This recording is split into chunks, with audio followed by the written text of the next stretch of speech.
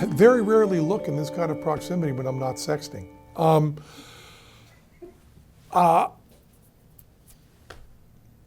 If you want to know how to be a good leader, watch Donald Trump and don't do that.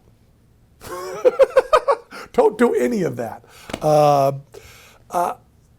I realized recently that I do something very close to prayer.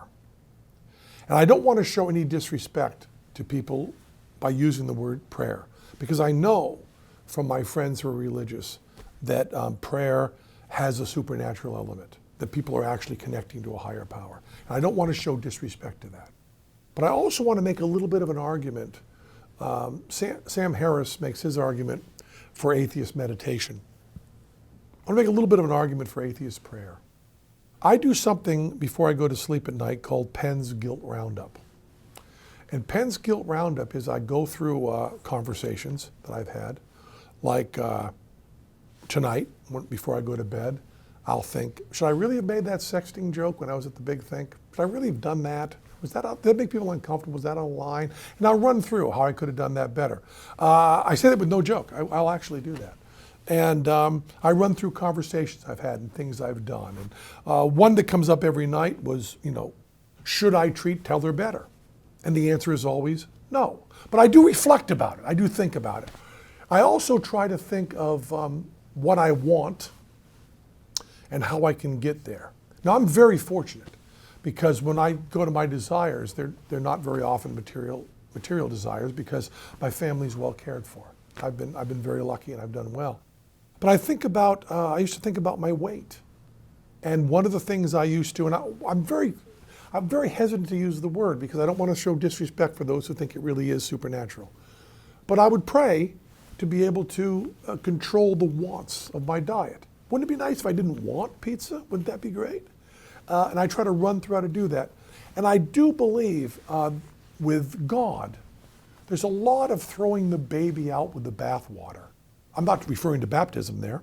I'm referring to the fact that so much of the social and personal elements of religion are really good. I would say maybe more than good, maybe very close to necessary. Trying to find ways for people to get together and help each other and be in celebration. And all over this country now. When I first started talking openly about atheism, the country was set at about 0.8% for atheism. 0.8, less than 1%. And now, some polls are giving you over 20%. I don't think that people are being created as atheists. I think they're just simply coming out of the closet. And we have to show a great deal of gratitude to the religious people in the U.S. for being more tolerant of atheists, so they do dare to come out. But I'm watching now a lot of my friends struggle with how to get that community in their life. And every community in this country, whether it's the FOMOs, the former Mormons in Salt Lake City, they call themselves FOMOs, or whether it's the community thinkers in the churches that don't have God, that are in Vegas, or the DC chapters that are doing this stuff. I hear about all of them. They try to get together and do music and do that kind of stuff. We're going to find what that is. Maybe that already is a rock concert or something. I don't know what it is. Or maybe this is, EDM music, or EDM. Maybe it is that, and I'm just not hip to it. But things are happening in that. But also personally, we have to be very careful. When we throw out talking to God, we don't throw out self-reflection. And I also don't think, and I think there's some religious atheists who would disagree with me on this strongly, but I think it's okay to talk to an imaginary power if you're sure that power is imaginary. There's this nutty thing. It's like a Zen koan to me. Placebos work even when we know they're placebos.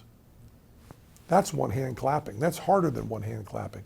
Placebos work even when you know they're placebos. To do my weight loss, one of the things I did with Ray Cray, was to put myself in a cult. I used a lot of the techniques of a cult in order to get my weight off. I pretended that Cray Ray had answers to all my questions. Any question I asked, Cray Ray would answer. Now we knew in advance he was going to be making up stuff, but I needed that. I needed someone to give me the answers. He also cut me off from my friends by saying, don't talk about your diet to them, ever, till you've lost your weight. Don't ever talk about it. First rule of Cray Ray, don't talk about Cray Ray. Do this on your own. We knew we were doing that kind of stuff. We knew we were cheating. And it worked. It worked. You know, you can pretend. I think sports people do this all the time. They pretend that winning a game is a life and death situation. They know it's not, but they believe it when they're playing whatever games they play. Why I use the sports analogy when I don't know the rules to one single sport is beyond me. Bad rhetoric. That's why I did it. But I also think there's a lot from prayer in just self-reflection. You sit with yourself. I like to do it right before I go to sleep. Laying in bed, going over, how could today have been better? How can tomorrow be better? How can I make my own life, my family's life, and the world just a little better? And I'm not talking about working hard and busting your ass. You don't have to be a hero. Just that much better. Could I have been more polite to my barista? Those are the kind of things I ask myself at the end of the day.